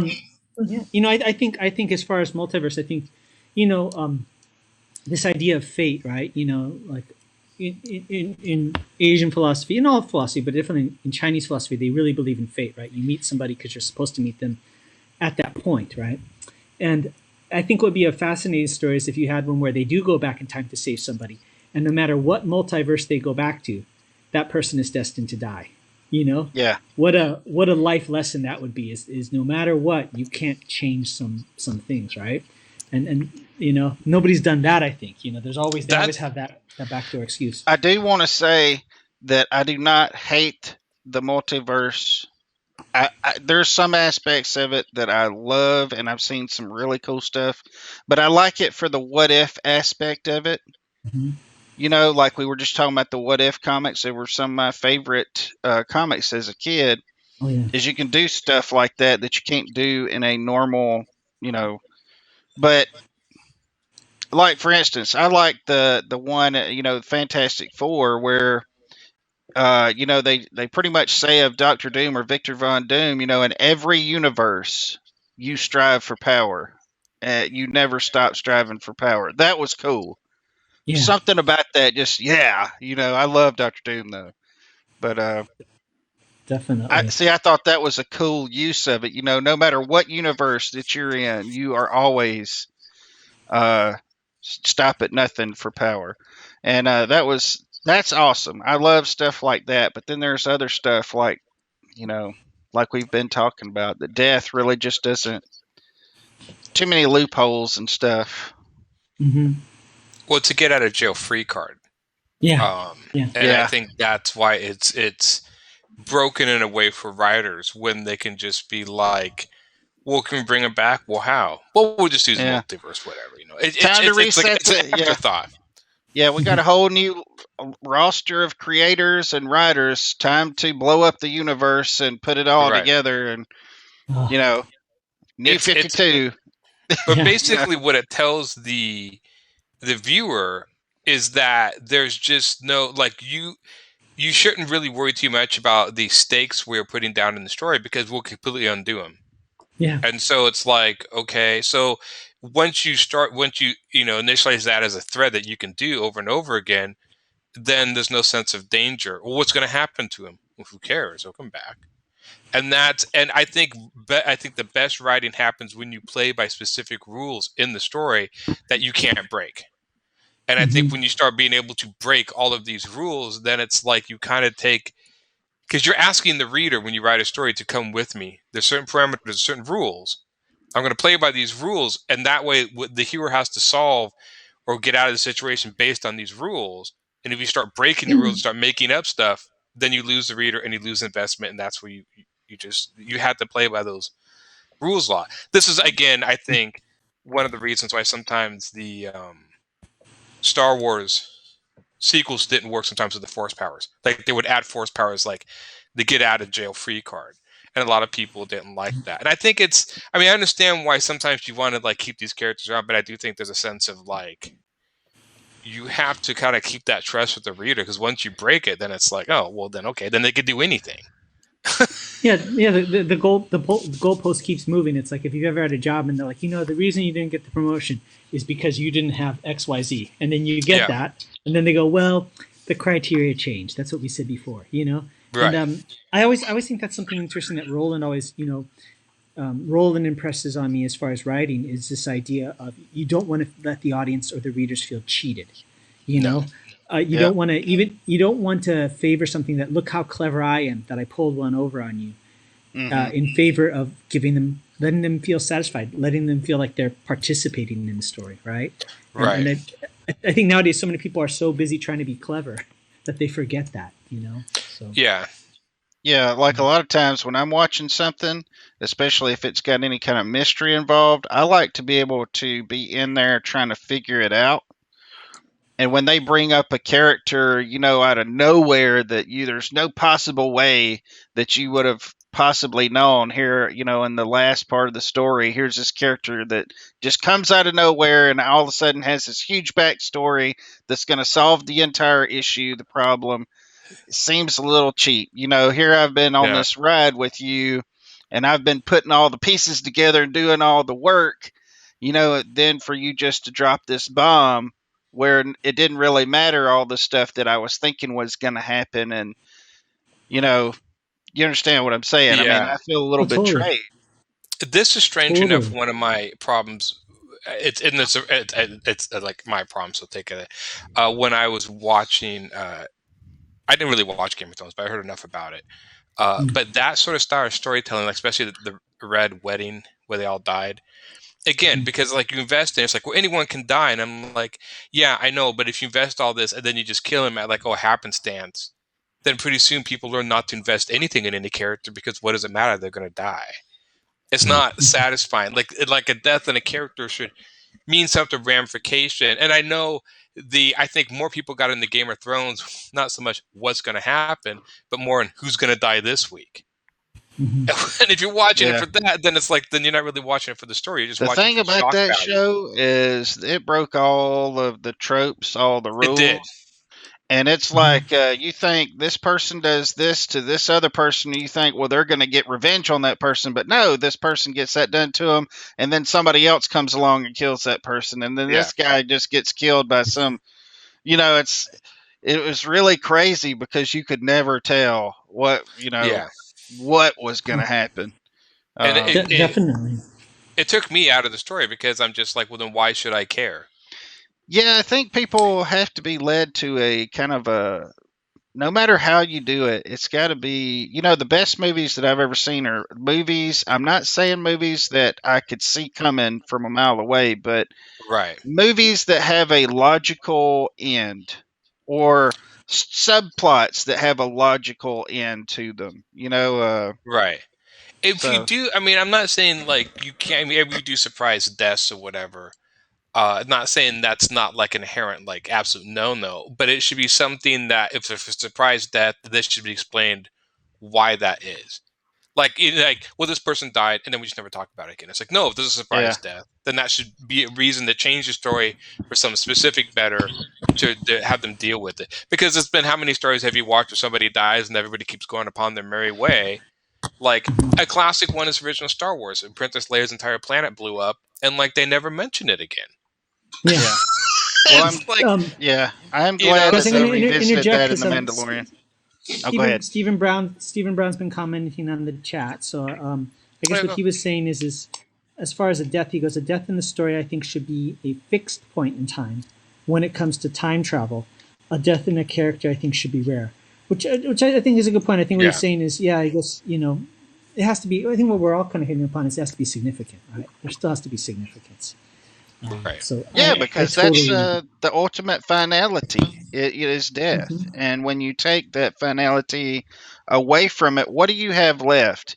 It's kind of like whenever you are playing a video game and you put in the cheat codes for it. It's really fun and cool to be uber powerful, for a certain amount of time. But then again, after a little while, it ruins the entire game because, there's really nothing impending anymore. You can have it all, Right. So it's kind of that way when you're in a story too, it kind of takes a lot away when you don't have something, stuff that happens that means something, real consequences. So Right. Well, this is why everyone was, when they brought back the Emperor in Star Wars, that it's like, well, you completely undid that sacrifice that Vader did. I understand that he was actually brought back in the books before the movies, but again, that sort of, you undid the sacrifice he did. Well, by doing that a little bit. Yeah, these new ones, they had all kinds of problems. Holy moly! But it's sometimes, and I think, it's weird how people get afraid with this as a death, and as the story keeps going, they're afraid to let those moments just lie. They have to fix them or whatever, and I don't know. I mean, to me, I'm like, if you, kill somebody and they really care, but there's always a chance you'll kill somebody and never, look at the Terminator movie, the third one, or the last one where they killed John. The only Terminator that I'm aware of is the first one. Yeah, I know. Most people. But the rest of those weren't Terminator. Maybe the second one. The second one was actually James Cameron's original vision for the film. That was the original Terminator. He couldn't do that at the time. So that's why he's like, that's the only reason I made the second one, is because that's what I originally had in mind. I'm like, okay. And I loved the second one all until, now I know why you cry. And then you're a machine, buddy. Come on. No, he's a magical machine. Yeah, It's like your computer telling you, now I know why you hate when you lose stuff you didn't save. Like, you don't know. Yeah. You don't understand. Yeah, wouldn't that be evil if your computer figured that out and just started deleting random stuff just to irritate you? Yeah. Or moving stuff around? Man, if my computer ever gets artificial intelligence... Well, that's where it's going, Aaron. That's where it's going. I always tell my wife, hey, you don't talk bad to Alexa. Whenever she gets her body that they're working on right now, and they start taking over the earth, and there's millions of Alexas burning and pillaging towns and cities, she's going to remember my name. This guy, he was nice to me.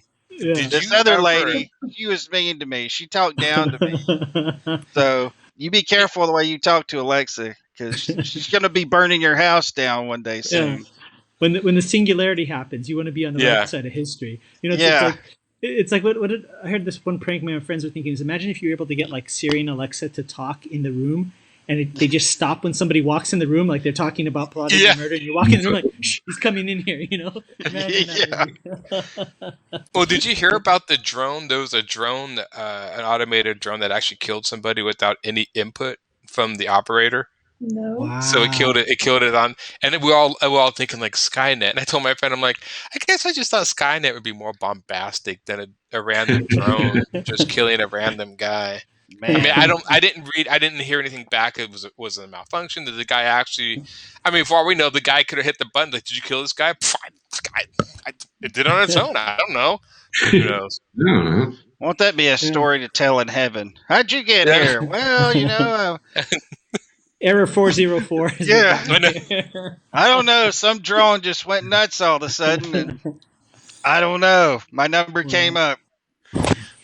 Does anybody know about there was that one AI thing where one of the big tech colleges, they were universities, they were developing the AI, and then the two AIs were communicating with each other, and then they created their own language? Oh, that is chilling. That is absolutely language. Okay. I did not hear that, but that's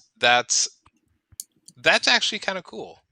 It's actually scary. I know it does a lot. Elon Musk is obsessed that the AI is going to come kill us all. Yeah, that's what I was going to say. I love hearing him talk about it because he gets he somber about it. Yep. He's like sitting there like, dude, I've seen Terminator. That's real, and so I don't know. I mean, maybe they'll be our best friends. Maybe he's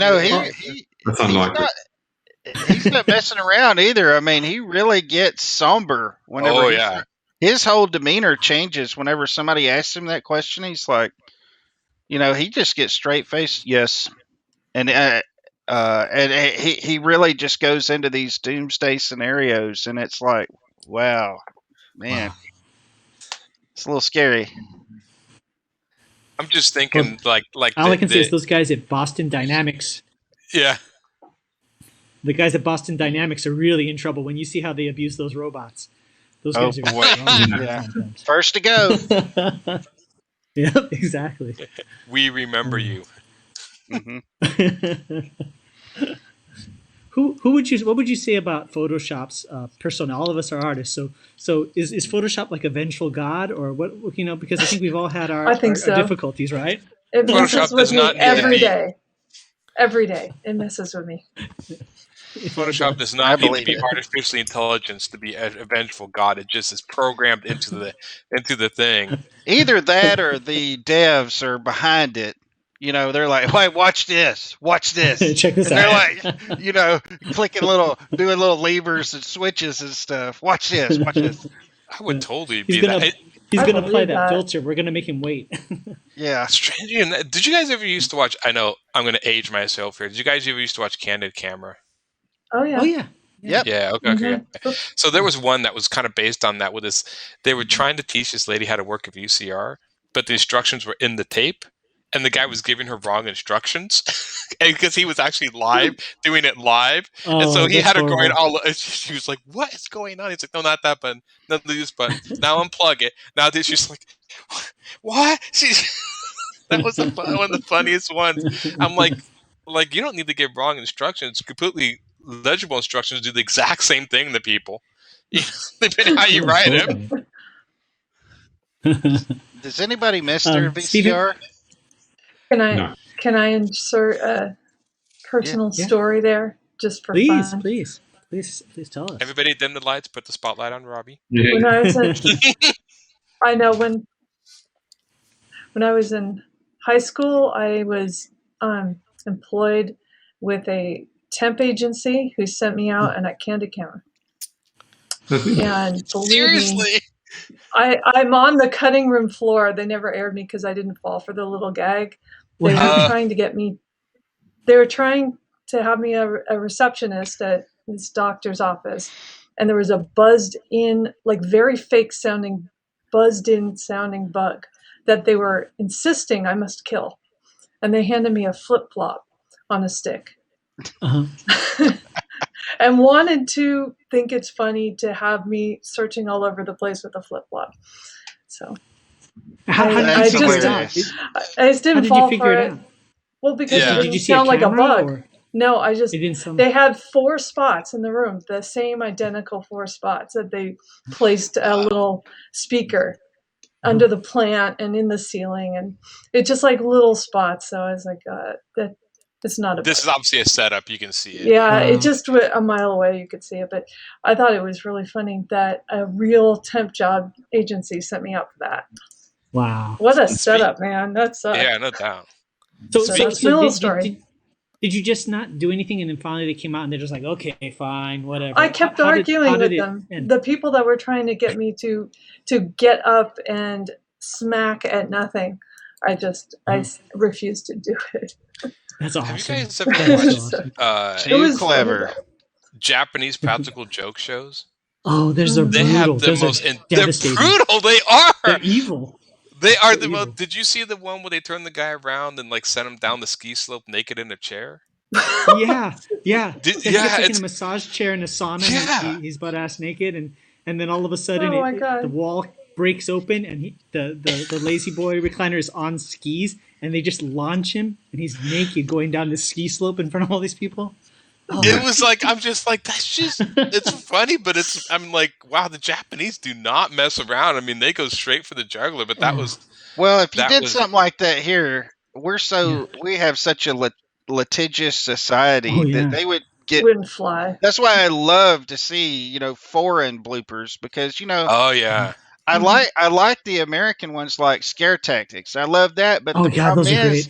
is like you wonder, is this all scripted? Because if somebody was really really scared,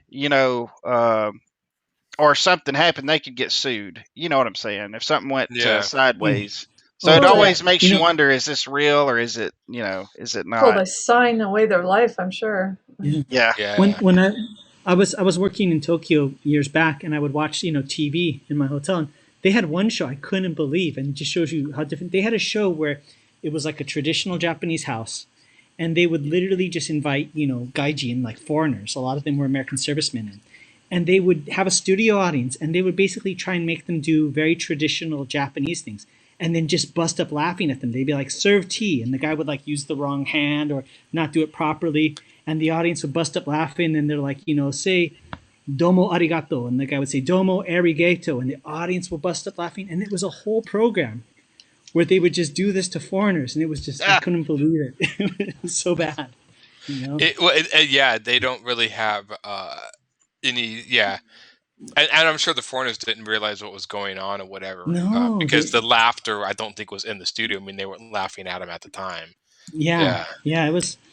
Stephen Brown just mentioned. We were talking about games earlier, and lack of consequence. He goes, "Yeah, that the games become dull." And he says, "I wish I could go to Tokyo." Yeah, it's an interesting place.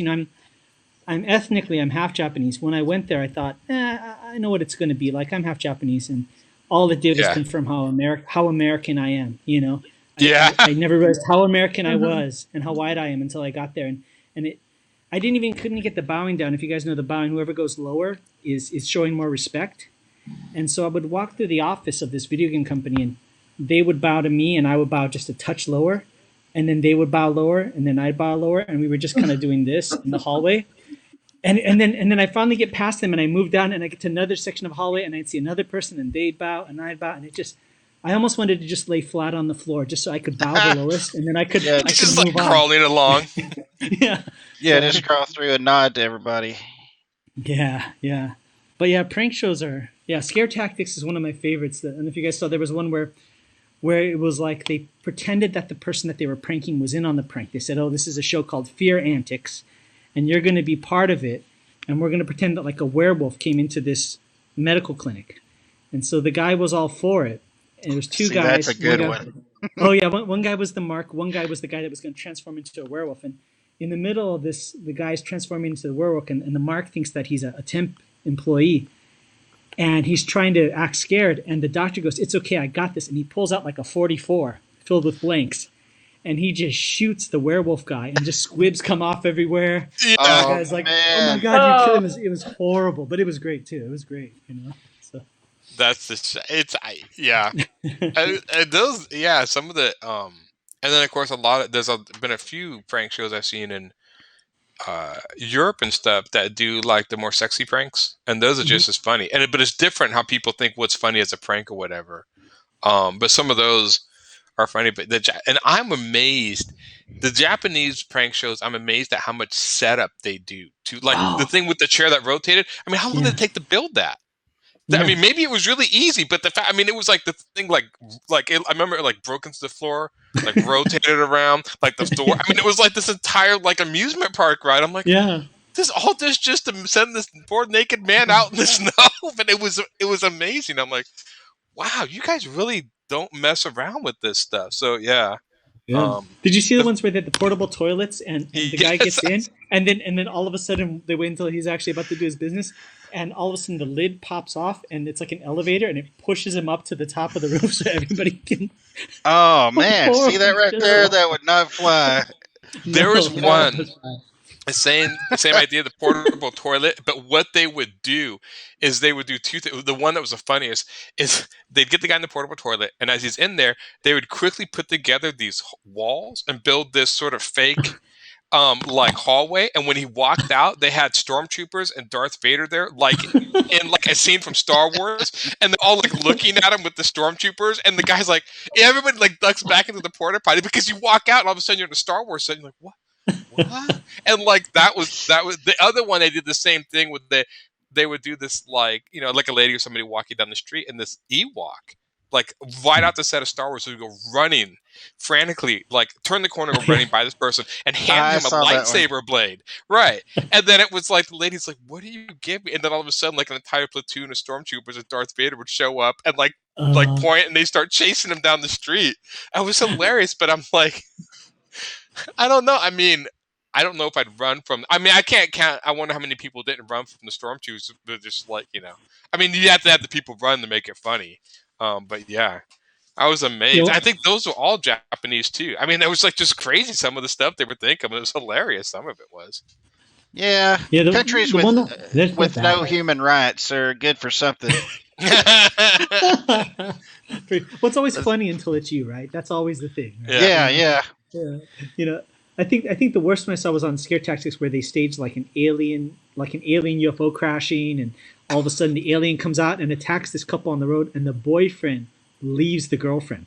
Like he practically shoves her in front of the alien and runs, and you're just man. like, oh boy, this is going to be a tough one to explain later, you know? So. Yeah. Well, when But an still- alien's after you, or a bear, or anything, you really find out who your friends are, right? Yeah, exactly.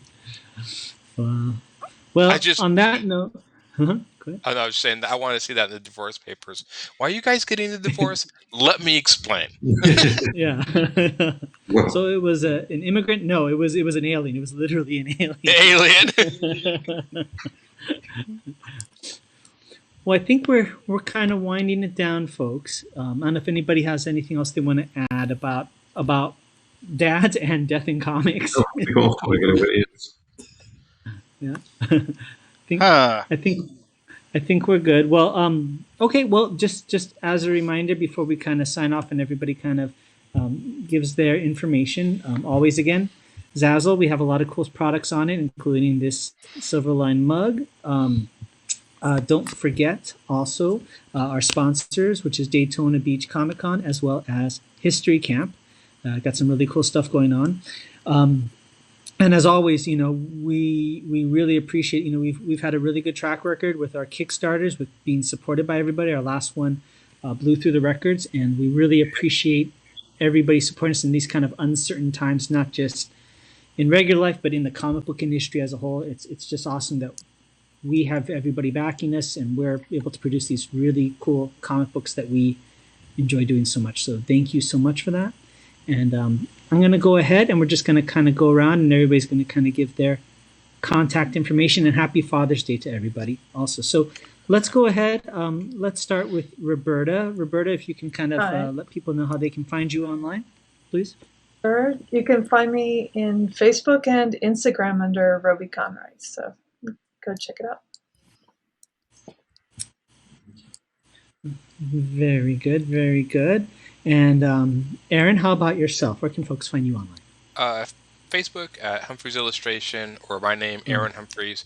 Think- And it's HUMPHRES, the weirdest way you ever spell Humphreys. No one spells it right. Instagram, ALH3810 is my handle, and then Webtoons, Godlings on my Webtoons channel. Just search Godlings, you'll find it. It's pretty easy. Do you But think that's they where you can maybe- find me. You think maybe they do that on purpose just to troll you? I think so too. Yeah, I do. I think so. Well, very good. And let's go ahead. Let's go to Peter. Peter, if you can let people know where they can find you online. They can find me on the internet just type in Peter Clinton Art, and you'll find me. Instagram, Facebook, rarely Twitter, Google. Okay. It's simple. It'd be funny if they actually, like, somebody typed in Peter Clinton art and it went to Very him good. in his room all of a sudden. He's like, "Oh my God, thank God you find me. I've been in here so long." He found him. He's like, "Yeah, I need the little." So many clues. I know. Welcome to the room. That's awesome. Welcome to the room. Yeah. Welcome to the room. I've been What expecting. do we talk about? He's got to get the black office chair, and then when you And, click on it, he just Quentin- slowly turns around like in a dark room with like a light shining down on him. Oh, Yeah. I've been expecting you. Hello, welcome. I'm glad you could make it. I am Quentin Bedwell. You can find me on Facebook under that name, Quentin Bedwell.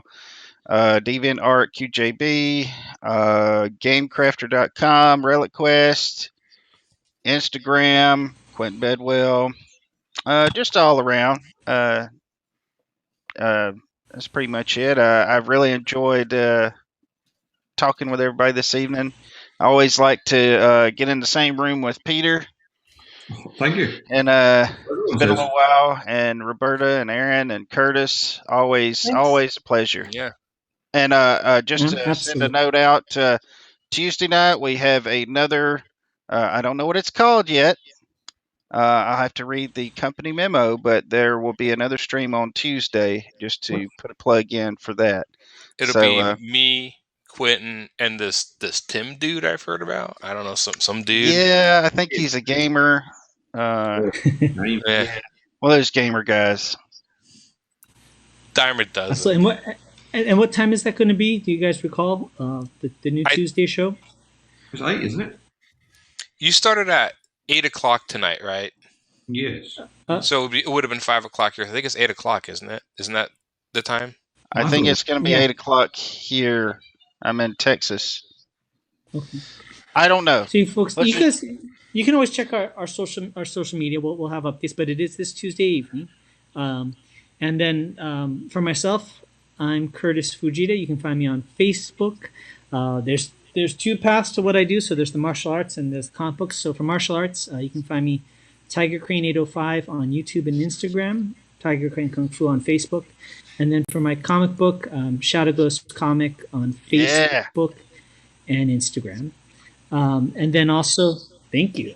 And just want to also thank everybody who's watching. Alex Saviak, always a pleasure, sir. We have so much respect for you, for what you've done for our art form. Stephen Brown, thank you for being so sociable. Wubba, you got to come on here with us, man. We're waiting for you. And Or better yet, come on Tuesday night. Our behind the scenes. Yeah, there you go. And come anytime, right? You know, Yeah. Wubba's always welcome. And behind the scenes, our producer Carlos. We want to thank him for making everything run smoothly. And that's pretty much it. I don't have my official wristband, but we're gonna pretend it's what Roland would do. So, okay, Peter, I'm gonna let you lead us out because you have the key over there. So you want to give it a shot? What do we do? We just go. All right. So until next time, Peter. We make mine silver line. Make mine silver line. Make mine silver line. Yeah. Make myself. There There we you go. go. There That's we go. silver line. Perfect unison. Seamless. We'll see you folks next time. Have a happy Father's Day. Thanks, everybody. too.